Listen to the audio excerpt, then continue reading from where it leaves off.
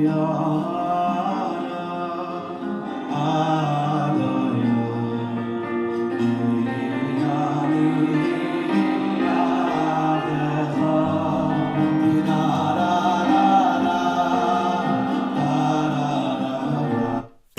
evening. How's everybody doing? Great to be learning with you on a Monday, Yom Sheni. Let's light up the darkness.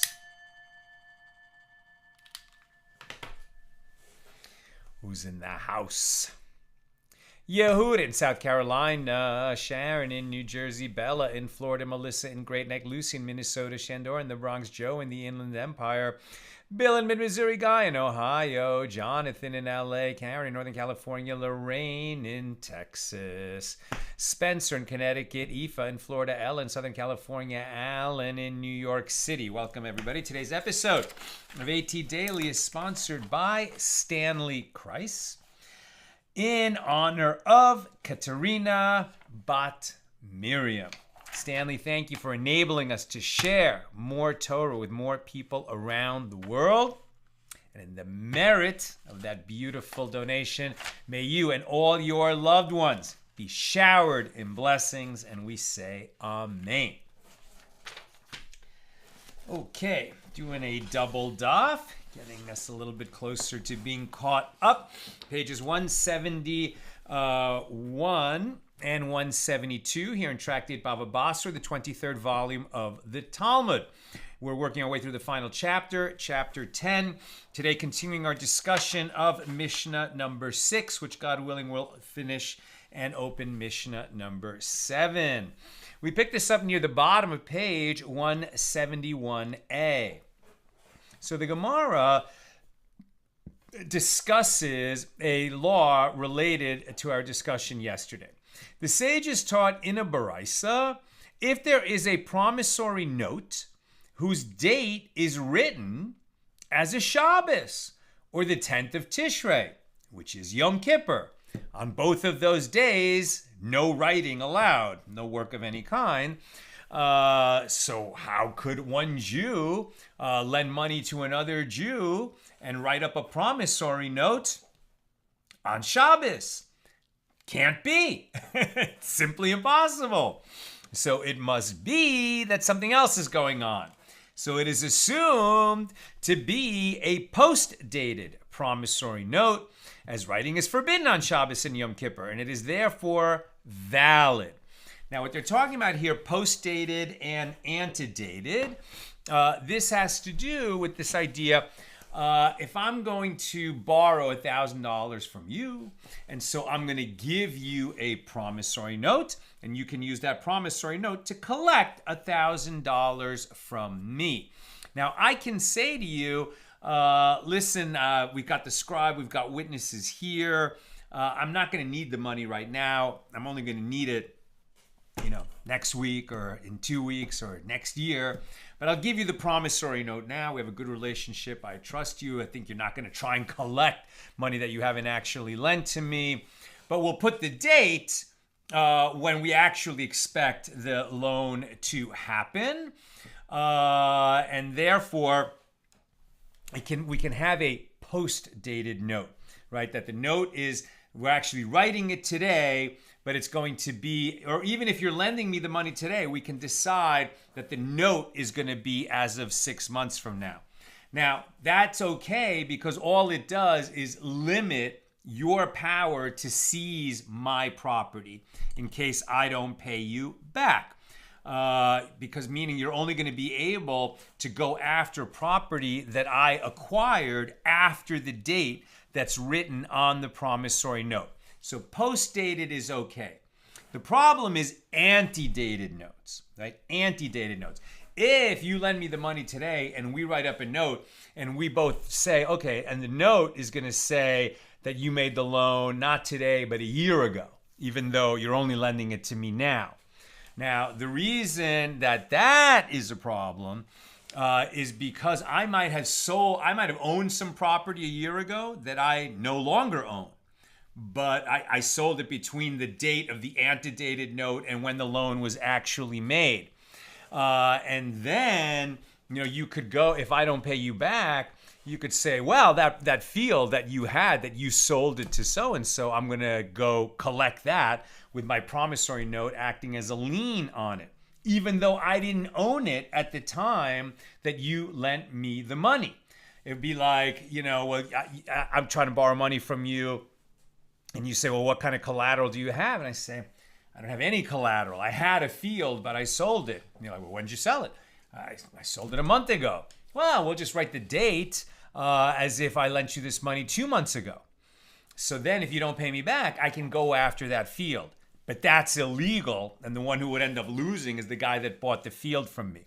So with promissory notes, post-dated is okay, ante-dated is not, and for that reason.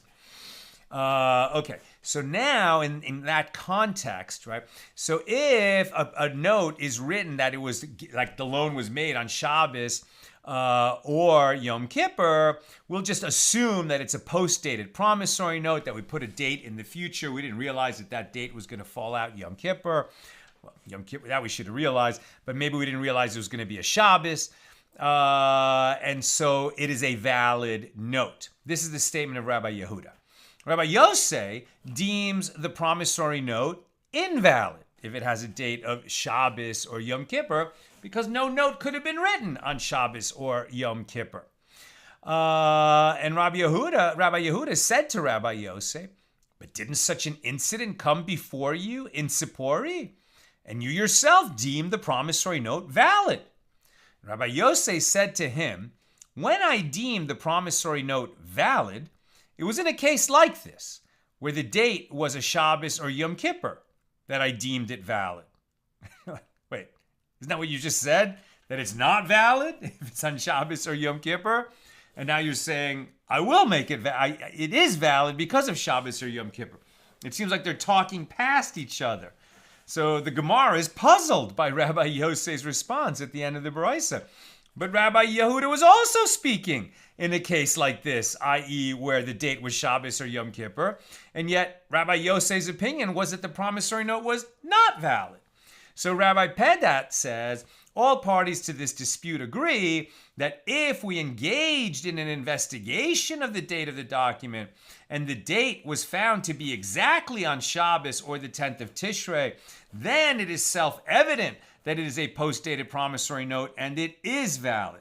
Now on page 171b, and the two sages disagree only with regard to a case of a post-dated promissory note in general, i.e. one in which the fact that it is post-dated is not readily discernible from the dating of the document, as opposed to one that actually is dated on Shabbos or Yom Kippur. So it would seem that Rabbi Yehuda says, okay, in general, post-dated notes are okay, since no one can be hurt by it. But Rabbi Yosei doesn't like it. He wants the documents to be accurate.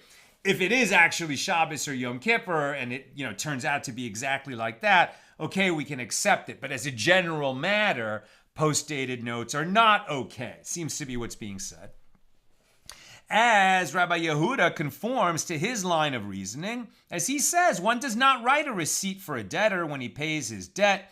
Rather, the original document is torn, and in the case of partial repayment, a new document is written attesting to the balance due, and consequently, no harm can emerge from a post-dated document. There is no concern that the date on the post-dated document may have been recorded after the writing of a receipt. And Rabbi Yosei conforms to his line of reasoning, as he says one writes a receipt for a debtor when he pays his debt in lieu of tearing up the promissory note. And consequently, harm can emerge from a post-dated promissory note. And how would that be? Harm can occur in a case such as the following. The loan was given on the 1st of Nisan. The debt was paid on the following day, and rather than tearing the promissory note, a receipt was written and dated on the 2nd of Nisan. If the original note had been post-dated to the 3rd of Nisan or thereafter, the creditor could use it to collect his debt a second time, arguing that the debtor's receipt is irrelevant as its date is prior to the date on the promissory note. Now, new subject. Rav Huna, the son of Rabbi Yehoshua, says, even according to the one who says that one writes a receipt for the debtor when he pays in lieu of tearing up the promissory note.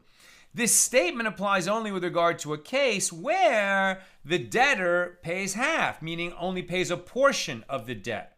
But with regard to a case where the debtor comes to repay all of the debt, and the creditor has lost the promissory note, and that's why we can't tear it up, then all agree that one does not write a receipt.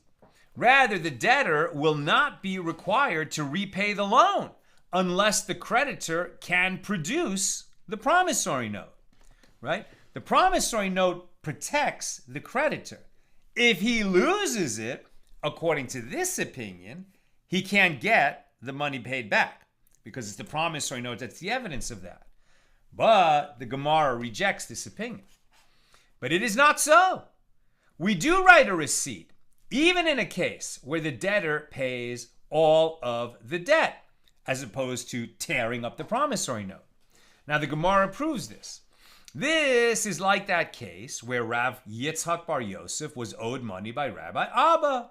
And Rav Yitzchak Bar Yosef came before Rabbi Hanina Bar Papi and said to Rabbi Abba, "Give me my money." And Rabbi Abba said to him, "Well, first give me my promissory note, and then you can have your money." And Rav Yitzchak Bar Yosef said to him, "I lost the promissory note. So instead, I will write a receipt for you." Rabbi Abba said to him, "Isn't there the opinion of Rav and Shmuel, who both say that the law is that one does not write a receipt in place of tearing up the promissory note? And since you don't have the promissory note, I don't have to pay you back." So Rabbi Hanina Bar Papi, who was the judge in this matter, said, "Well, who will give us some of the dust of Rav and Shmuel, and I will place it on my eyes? So highly do I regard them." But nevertheless, they're not here right now. So isn't there the opinion of Rabbi Yochanan and Reish Lakish, who both say that one does write a receipt, and therefore, even if the promissory note is lost, you can pay back the money you owe him, and you'll get a receipt, and that's what will protect you from having that promissory note, if it should ever appear in the future, being used to collect this debt from you, because you'll have the receipt to show that you already paid it off. And similarly, when Ravin came from Eretz Yisrael to Bavel, and he said that Rabbi Eli says the law is that one writes a receipt when paying off a whole debt. And the Gemara concludes, and it stands to reason, that one writes a receipt. As if it would enter your mind that one does not write a receipt, then if the promissory note of this creditor is lost, should this debtor eat and rejoice? Is it fair that he should keep the money that he knows he owes the creditor just because the creditor lost the promissory note? Well, Abaye objects to this line of reasoning. So says Abaye, rather, what should the law be? That one writes a receipt when the creditor cannot find the promissory note? Now let's look at the other side of this issue. If the receipt of the borrower is lost, should this creditor eat and rejoice? Once the borrower, right, who paid back the loan and received a receipt, if he loses his receipt, well, there is nothing to prevent the creditor from collecting the debt a second time. And this too is unfair. In either case, whether a receipt is written or not, an injustice could result.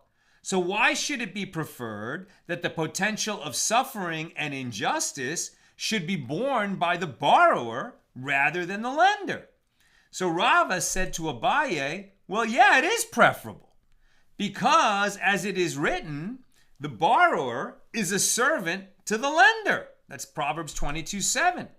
The borrower's interests are subordinated to those of the creditor, because after all, who did who a favor? Right? The lender is lending money to a fellow Jew. That means he's lending without interest. It's totally out of the kindness of his heart that he's doing this, and therefore he has the greater protection.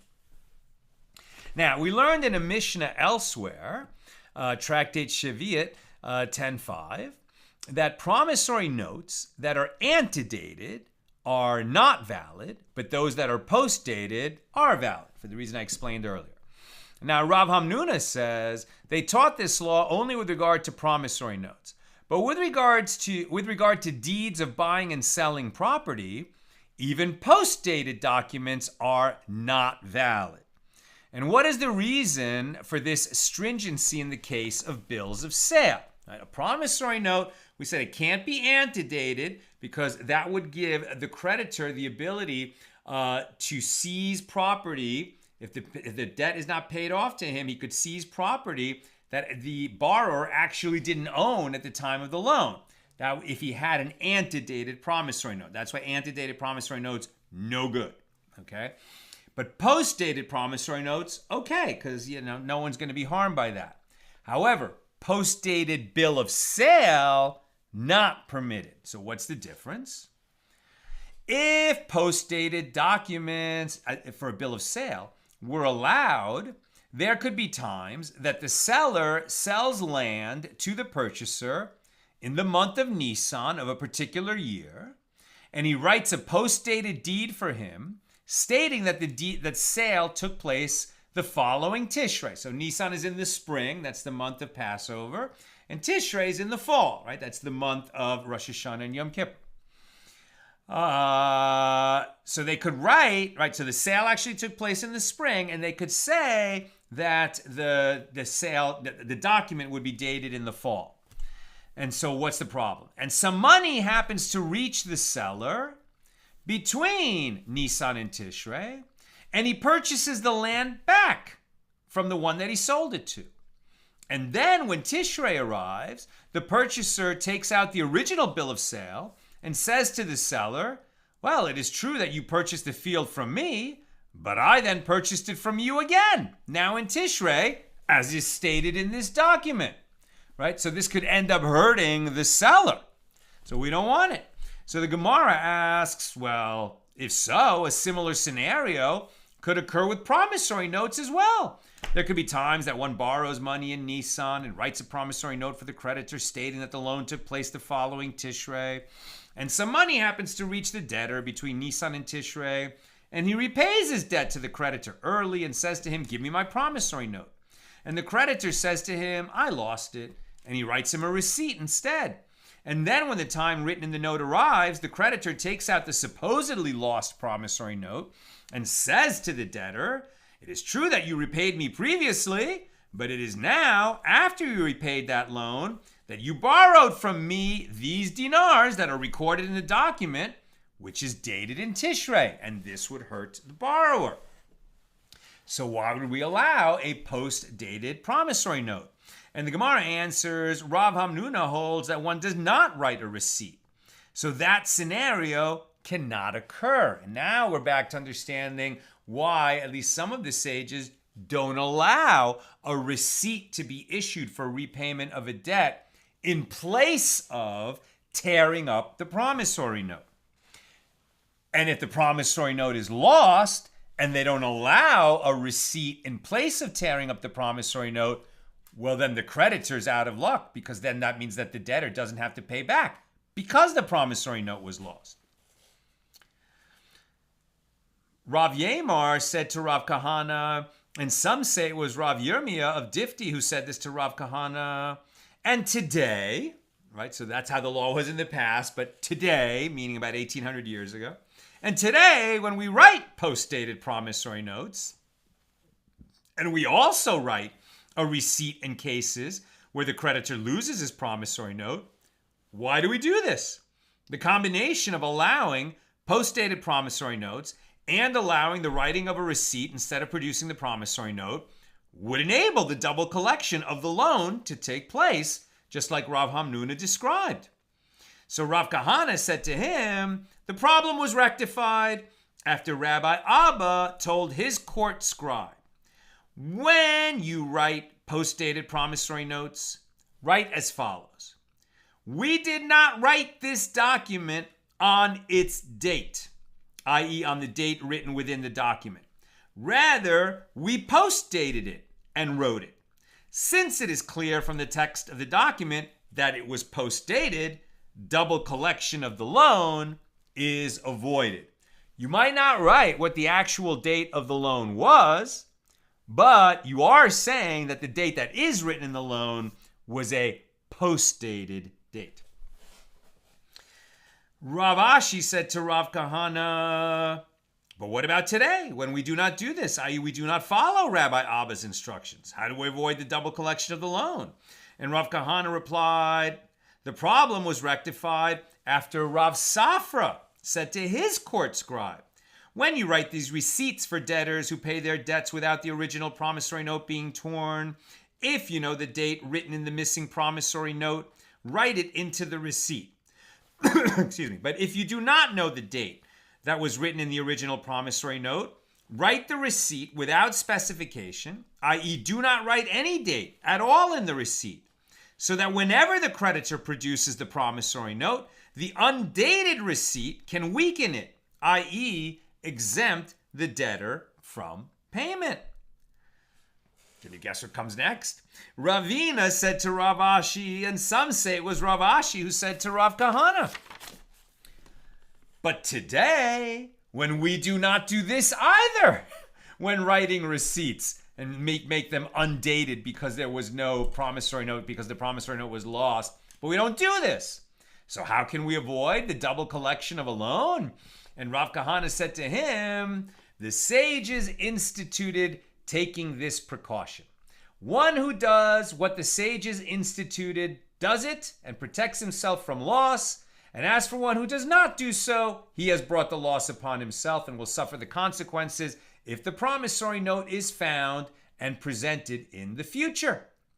Rav Bar Rav Shela said to those who wrote deeds of acquisition, i.e. deeds of sale or deeds of gifts of property that they acquired, when you write deeds of acquisition after the acquisition was performed, if you know the day on which you effected the acquisition, write that date on the document. But if you do not know the day on which you effected the acquisition, write the date on which you are currently writing the document.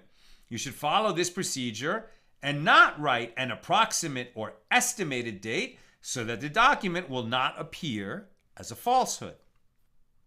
Rav said to his scribe, and Rav Huna said similarly to his scribe, when you are writing a document and you are situated in Shili, write that the document was written in Shili, and you should do so even if matters were given over to you, i.e. the transaction attested to in the document took place in Hini. When you are situated in Hini, write that the document was written in Hini, even if the matters were given over to you in Shili. In other words, be as accurate and complete as possible. These are laws that we're going to have to follow if people, wrote incomplete or ambiguous documents to attest to a loan or a bill of sale. But all these problems can be avoided if you have, a proper scribe who writes in all the possible information so that these ambiguous and uncertain relationships that could be exploited in the future.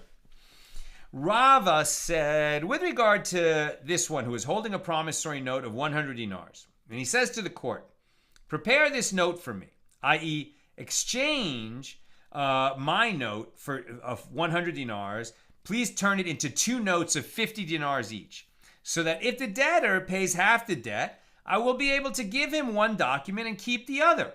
If he comes to court and asks for that, we do not prepare the new notes for him. And what is the reason?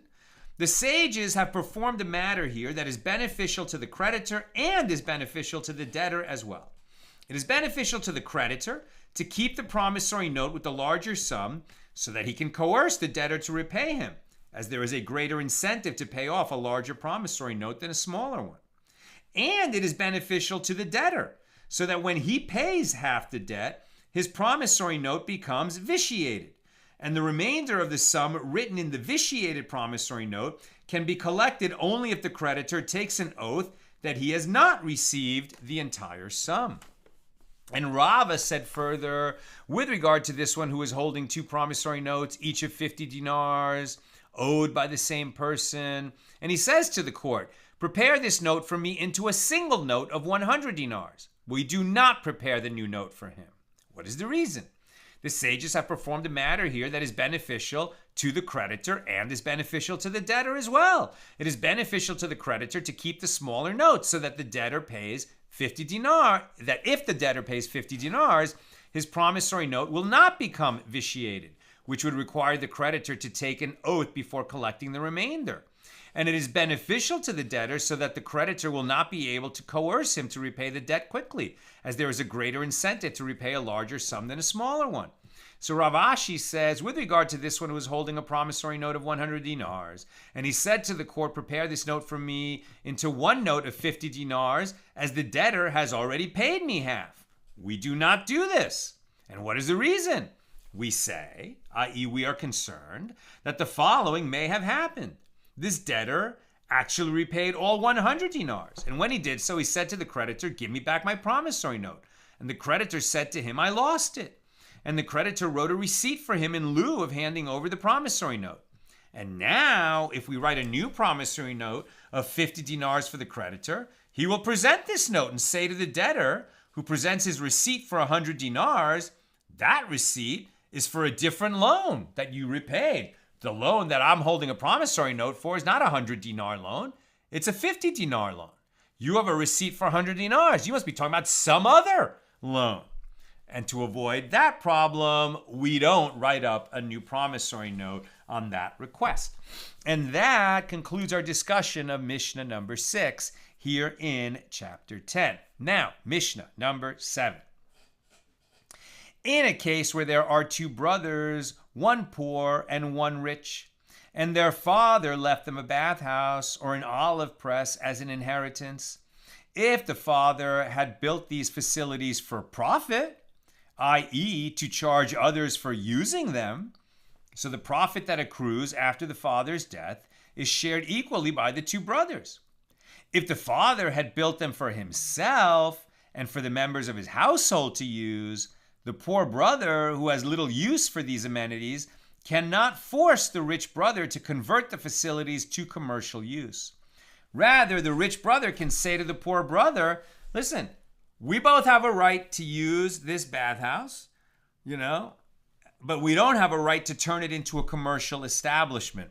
So, you want to get more use out of it? It's a little bit sarcastic. The rich brother can say to the poor brother, go take servants for yourself, and they will bathe in the bathhouse. Or the rich brother can say to the poor brother, go take olives for yourself and come and make them into oil in the olive press. Right? You might think that the rich brother, should be kinder to the poor brother, and therefore you should take pity on him. And, since he probably has his own estate with its own bathhouse, why not take this one that's left over from their father's estate and let the poor brother, get a little bit of a business out of it by opening it up as a public bathhouse where he could charge admission and make some money. But, there's often more to the story than initially meets the ear, right? Because maybe the poor brother is poor because he was a profligate, degenerate gambler who, allowed all that money to go because of his sordid behavior. Whereas the one that has some money now was responsible and took care, of other family members, etc. And now he doesn't want a commercial establishment on the family estate, right? It's not so simple. But the point being that if the father left them a commercial business, okay, then they can keep operating it and split the profits. But if he left them something that's private for them to share, the one who has the desire to turn it into a commercial establishment can't force the other brother to go along with it. Another pretty much unrelated rule, so we're getting late in the chapter, we kind of have the miscellany. The Mishnah continues. If there were two people who were living in one city, one named Yosef ben Shimon, and the other one was also named Yosef ben Shimon, right? Yosef, the son of Shimon. So one of these Yosef ben Shimons cannot present the promissory note against the other, as the purported borrower can claim, on the contrary, it is you who owed me money, and then you repaid me, and I returned this note to you upon payment. Now you're not going to use it to collect from me, and we won't know who's lying, because They both have the same name, and it would say that Yosef ben Shimon owes so much money to Yosef ben Shimon, and they're both named Yosef ben Shimon. So we don't know who originally lent to who. If there's witnesses, we could bring them in, but maybe the witnesses have died, moved away, not available. So we don't know. And nor can another third person present a promissory note against either of them, as each one can claim, it is not I, but the other Yosef ben Shimon who owes you money. If a document is found among one's documents stating that the promissory note against Yosef ben Shimon is repaid, and both men named Yosef ben Shimon owed this man money, the promissory notes of both of them are considered repaid, as it cannot be determined which debt was repaid and which is still outstanding. So what should two people with the same name in a single city do in order to conduct their business? Because obviously no one's going to want to lend to one Yosef ben Shimon if there's another Yosef ben Shimon in that town, and it might be hard to collect for that reason. So then what should they do so that they can borrow money? What should they do is they should triple their names by writing 3 generations. Yosef ben Shimon ben Levi, right? Yosef, the son of Shimon, the son of Levi. If their grandfathers have different names. But maybe one guy is Yosef ben Shimon ben Yosef, and the other one is also Yosef ben Shimon ben Yosef. So going to the third name doesn't help. Then what? And if they have identical triple names, i.e. not only their fathers, but their grandfathers had identical names, then they should write an indication as to which one is referred to, such as the short Yosef ben Shimon, or the dark Yosef ben Shimon. And if they have identical indications, they should write Yosef Shimon the priest, if one of them is a priest. And that's where the Mishnah ends. Presumably, they could find some distinguishing feature between the two of them so that they could do more business. The point is, don't be lazy and not investigate and only later find out that, oh, well, there's 2 Yosef ben Shimons. We should have looked into it. We didn't, and now we can't use this note to collect. Okay, that's the Mishnah. Now the Gemara. And I'm almost done, so questions or comments, please get them in now. Here's the Gemara. There was a certain promissory note that was presented at the court of Rav Huna, in which it was written, I, so-and-so, the son of so-and-so, borrowed 100 dinars from you. And no name was given as the creditor, but the one presenting the document claimed that the money was owed to him. Right? So, you get it? There's no name of the creditor. The name of the lender is not written in the promissory note. It just says that I, so-and-so, the son of so-and-so, borrowed 100 dinars from you. And now somebody who's holding that promissory note, the name of the borrower is written in it. So the guy who's holding the note says, okay, this note shows that this guy owes the holder of the note 100 dinars. I want my 100 dinars. No name was given as the creditor, but the one presenting the document claimed that the money was owed to him. Rav Huna said, and now we're on page 172b, the term from you, right, as that, like the promissory note was written just in the second person rather than the third person. So the term from you in this document, it doesn't identify anyone in particular. It could even mean from the exilarch, right? Like basically the king of the Jewish community in Babylonia. Or even from King Shapur, the king of Persia. Rav Chizda said to Rabbah, go out and investigate this matter, as tonight Rav Huna will ask this question of you. So Rabbah went out and examined the matter, and he discovered a relevant source, as it is taught in a baraisa concerning a bill of divorce, a gett, in which there are the signatures of witnesses on the document, but there is no date written on it, right? So the document is deficient. In our case, the promissory note didn't say the name of the lender, and now we're talking about a gett that doesn't have the date on it. So concerning a gett in which there are the signatures of witnesses, but there is no date written on it, Abba Shaul says that if it is written in it, I divorced her today, then it is valid. So Rabbah concludes, so apparently the term today indicates that day on which the gett emerges in the presence of the court. So here too, the term from you in a promissory note indicates that man from whose possession it emerges. the analogy is a little bit iffy, right? It's not exactly a good parallel, but maybe we can use it. So Rabbah concludes, so we just said that. So Abaye said to Rabbah, yeah, but this is not a valid proof. As perhaps Abba Shaul holds in accordance with the opinion of Rabbi Eliezer, who says that witnesses of the transmission of the gett effect the divorce, right? Witnesses saw the gett given by the husband to the woman. That's why she's now divorced. But here, let there be a concern for the possibility of the promissory note falling from its original owner and being found by this guy who's bringing it. And, he wasn't the original lender. He just found the note, and now he wants to collect on it. We don't know that he was the original lender. Hold on a second. I was going to break here. But, we have plenty of time. I'm going to go a little bit further to a more natural breaking point. Okay, so Rabbah said to Abaye, we are not concerned for the possibility of a promissory note falling from its rightful owner and being found by another. And from where do you say, i.e., from where can it be proven that we are not concerned for the possibility of a promissory note falling and being found by another? Well, this is as we learned in the Mishnah. If there are two people who are living in one city, one named Yosef ben Shimon and the other one also named Yosef ben Shimon, so one cannot present a promissory note against the other, as the purported debtor can claim, on the contrary, it is you who owed me the money, and you repaid me, and I returned the note to you. And nor can another third person present a promissory note against either of them. This indicates that one of them can present a promissory note against others. But why can they do so? Let there be a concern for the possibility of the promissory note falling from one Yosef ben Shimon and being found by the other.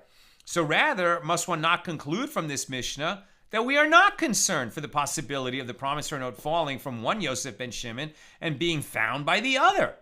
Well, maybe we're not concerned about that, because that's pretty specific, but does that also mean that we're not concerned that one person could drop a promissory note that doesn't have a name in it, and that could be found by anybody who might then use it? I mean, the odds are very against that one Yosef ben Shimon drops his note and the other Yosef ben Shimon finds it, but it's not so far-fetched that one person drops his promissory note and somebody else finds it, and it turns out that since the lender is not named in it, that the finder could use it in this way. Well, let's see what the Gemara says, because I admit I haven't prepared this little bit of it, so now I'm reading it anew with you. Okay, so the Gemara asks, and why did Abaye, who is concerned for this possibility, not see a proof to the contrary from the Mishnah? He would counter, we are not concerned for the possibility of a promissory note falling from one particular person and being found by the other person with the same name, which is the case in the Mishnah, because that is extremely unlikely. We are concerned for the possibility of a promissory note falling from one of the general public and being found by someone else. I'm glad he sees it the same way I just did. Now we're on page 173a, and the Gemara asks, and what of that which is taught in another Baraisa, that just as the two men named Yosef ben Shimon cannot produce a promissory note, this one against that one, so they, you know what? This is a good place to break. We'll just stop right there. Okay. So tomorrow's class is going to be noon Pacific, like what was normally the Friday schedule, although in the winter we're doing it at 11:30 a.m., but tomorrow's going to be at noon Pacific. And that's because we're being honored at a gala dinner tomorrow night. I have to make a speech, etc. We posted that on the Facebook page. It's a benefit for Laniado Hospital in Netanya, Israel, where they're building a sheltered ER. And they asked us to come and be part of it. And, we've been posting about it and helping to raise a little bit of money for that sheltered ER. It's such an important, good cause. So you can find a link to that on our Facebook page, Accidental Talmudist. But at any rate, we got to be there tomorrow night. I don't want to skip a day, so we'll have the class at noon Pacific tomorrow. Okay, let me just take a few questions.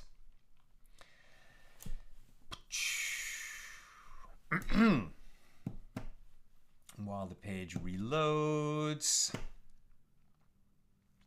Here we go. Jonathan, with regard to Shabbos and Yom Kippur, if a sofer is involved, then are we just talking about a mistake? Wouldn't a professional check in terms of like if he's post-dating it, wouldn't he just look into the future and see? But theoretically, right, before the calendar was fixed, now Yom Kippur would always fall out on the 10th of Tishrei, but you couldn't be sure that, the 15th of Heshvan is going to be a Shabbos or isn't going to be a Shabbos in a particular year, because the Sanhedrin would determine when the new moon had been seen and a month could begin. So that's one way that could fall out.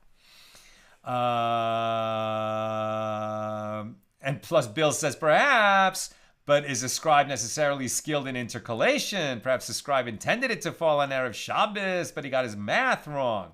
He's a scribe, not a mathematician. Fair enough. Sharon, certainly the 10th of Tishrei is always Yom Kippur, while they might not have recognized when it is Shabbat, as it might not be recognized by a date in the future by a date alone. But Yom Kippur is always the same date. No confusion there. Yes.